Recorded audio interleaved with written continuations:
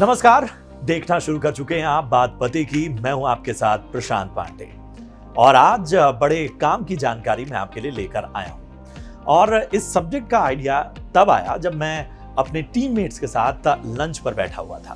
मैंने देखा कि ऑफिस में काम करने वाले मेरे ज्यादातर कलीग्स के टिफिन बॉक्स में मिलेट्स की रोटी या खिचड़ी या स्नैक्स शामिल हैं। तो मैंने सोचा कि क्यों ना अपने दर्शकों तक मिलेट्स को लेकर जागरूकता फैलाई जाए। जी हाँ, सबको ये जानना बेहद आवश्यक है कि आखिर ये चलन तेजी से बढ़ क्यों रहा है और इसके फायदे क्या हैं। और मैं आपको बताना चाहता हूं कि मैंने भी मिलेट्स डाइट खास तौर पे पीयर प्रेशर में चालू किया था, लेकिन अब इसके फायदे जानकर मैं भी हैरान हूं। तो मिलेट्स यानी मोटे अनाज में कई जरूरी न्यूट्रिशंस होते हैं।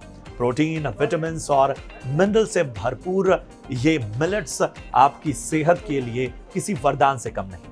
ज्वार, बाजरा, रागी, कोदो, कुटकी, ये अहम मिलेट्स जो हैं वो आपकी सेहत को बहुत ज्यादा बेहतर बनाते हैं। वजन घटाने, अपने दिल यानी हार्ट को हेल्दी रखने में मिलेट्स काफी मददगार साबित होते हैं। यही नहीं, डायबिटीज के खिलाफ आजकल ये कारगर हथियार बनते जा रहे हैं। Gluten free super foods millets diabetes को कंट्रोल करने में काफी मदद करते हैं। तो ऐसे में अगर आपके परिवार में किसी को डायबिटीज है तो उसे मिलेट की डाइट जरूर अपनानी चाहिए।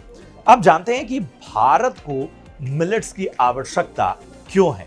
वैसे तो हमारे खान पान में ये पहले से शामिल था, लेकिन हमारी बदलती लाइफस्टाइल ने कहीं ना कहीं हमें इससे दूर कर दिया।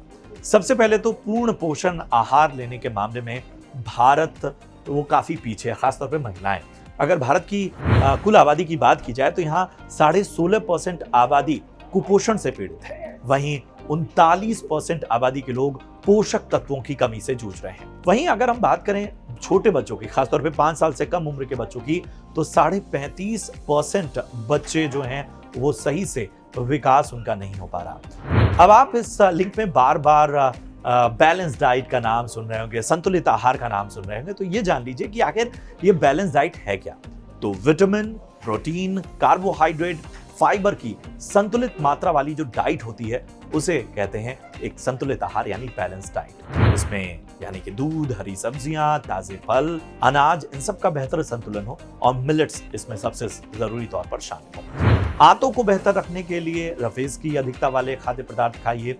दिमाग को बेहतर रखने के लिए आपको ओमेगा 3 फैटी एसिड से भरपूर फूड लेनी चाहिए।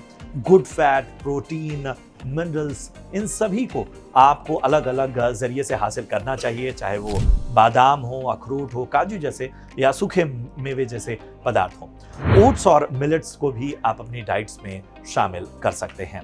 लेकिन इन सब के बीच में आप बेहतर डाइट तो ले रहे हैं, लेकिन अगर कुछ चीजों से आप अपना रिश्ता बनाए रखेंगे तो ये सारी डाइट बेकार होगी। और क्या होगी वो?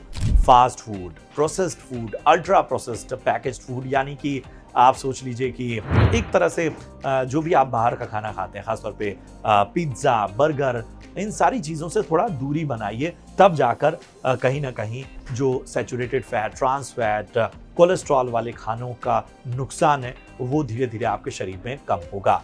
अब जानते हैं कि शरीर के लिए जरूरी न्यूट्रिएंट्स क्या क्या हैं।